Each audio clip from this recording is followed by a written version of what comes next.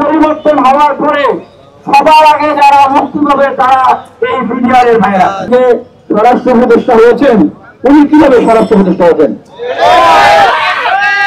এই দেশের মালিক আপনি না, এই দেশের মালিক আমরা। সরকার উপদেষ্টারা দেশ পরিচালনার দায়িত্ব নিয়েছেন। আপনার দেশে যারা জনগণ আছে, কর্মক্ষম লোক আছে, তাদের কাজের ব্যবস্থা করতে পারবেন না, তাদের চাকরির ব্যবস্থা করতে পারবেন না, আর আপনারা সেখানে উপদেষ্টা কি করবেন? এটা কি দেশের মানুষ মেনে নেবে? আছেন যারা গাড়িতে বসলে সেখানে ঘুমায় পড়েন। অনেক উপদেষ্টা আছেন যাদের 1 ঘন্টার ভিতরে মানে 12 থেকে 15-20 বার যাদের ওয়াশরুমে যেতে হয়। আপনি রিটায়ার্ড কষ্ট করে যদি স্বরাষ্ট্র উপদেষ্টা হতে পারেন, আর যারা যোগ্যতা দিয়ে চাকরি হয়েছে, যারা দেশের জন্য নিজেদের জীবনকে বাজি রেখেছে এবং ষড়যন্ত্রের শিকার হয়ে বছরের পর বছর যুগ পার হয়ে গেছে, যাদের জীবন ধ্বংস হয়ে গেছে, পরিবার ধ্বংস হয়ে গেছে, আপনি তাদেরকে বলতেছেন আপনি চাকরি দিবেন না? এই দেশটাকে লগের মূল্য, এই দেশের মালিক আপনি, এই দেশের মালিক আপনি না, এই দেশের মালিক আমরা। আমরা যারা প্রতিবাদ করেছি, বিপ্লব করেছি, যারা এই আওয়ামী লীগ সরকারকে হটিয়েছি, এই দেশের মালিক আমরা। আমাদের সিদ্ধান্ত কি শুনবেন না? আমাদের সিদ্ধান্ত হচ্ছে অবশ্যই তাদেরকে ক্ষতিপূরণ দিতে হবে, অবশ্যই তাদেরকে ক্ষতিপূরণ দিতে হবে।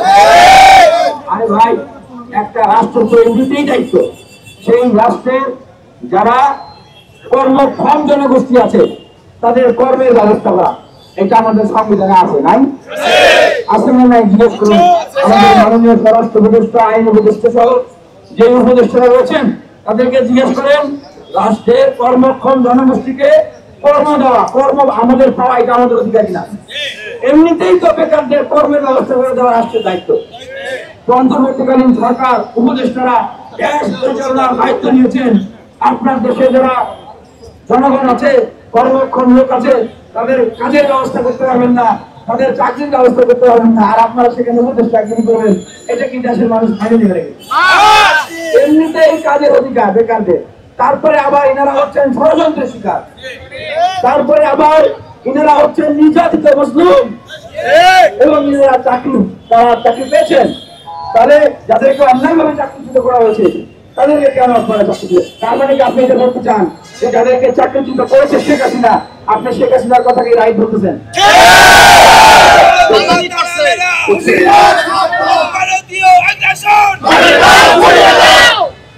শেখ হাসিনার সুরে তো সুর মিলাইলে মানুষ তো আপনার ভালো লাগবে।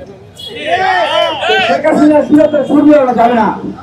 সেক্ষেত্রে আপনাদেরকে সাবধান করে যাচ্ছি যে শেখ হাসিনার সুরে সুর মিলানো যাবে না। আর আমরা শুনেছি যে অনেক উপদেষ্টা আছেন যারা গাড়িতে বসলে সেখানে ঘুমায় পড়েন। অনেক উপদেষ্টা আছেন যাদের 1 ঘন্টার ভিতরে মানে 12 থেকে 15-20 বার যাদের ওয়াশরুমে যেতে হয়। অনেক উপদেষ্টা আছেন, মিথ্যাকে তো বললাম যে যতদিন আমরা রিমান্ড কেটেছি ততদিন সে আওয়ামী লীগের শেখ হাসিনা নাম নেয় উপদেষ্টা আছেন।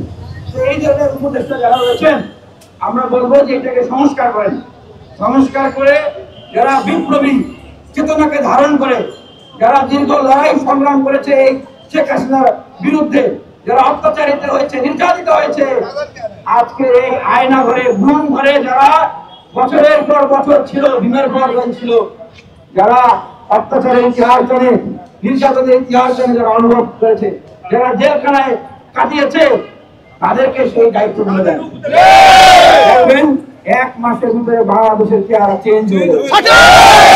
আর এটা না করলে আস্তে আস্তে যেভাবে দেখতেছেন আওয়ামী লীগ আবার জাগরুক উঠতেছে, বিভিন্ন জায়গায় তারা আবার নতুন করে হামলা করতেছে, ছাত্রদের উপরে বিভিন্ন জায়গায় বিভিন্ন অ্যাক্টিভিটির ঘরবাড়ি জ্বালায় দিচ্ছে। কয়েকদিন পরে দেখা যাবে যে আপনাদের ঘরবাড়ি ইন্দ্রজিৎ এই আওয়ামী লীগের এই গুপ্ত ঘাতকরা কিন্তু করে নিয়ে যাবে। তখন আপনারা কাছে কাছে যাবেন, এই আমাদের কাছে আবার বলতে হবে বাঁচাও বাঁচাও।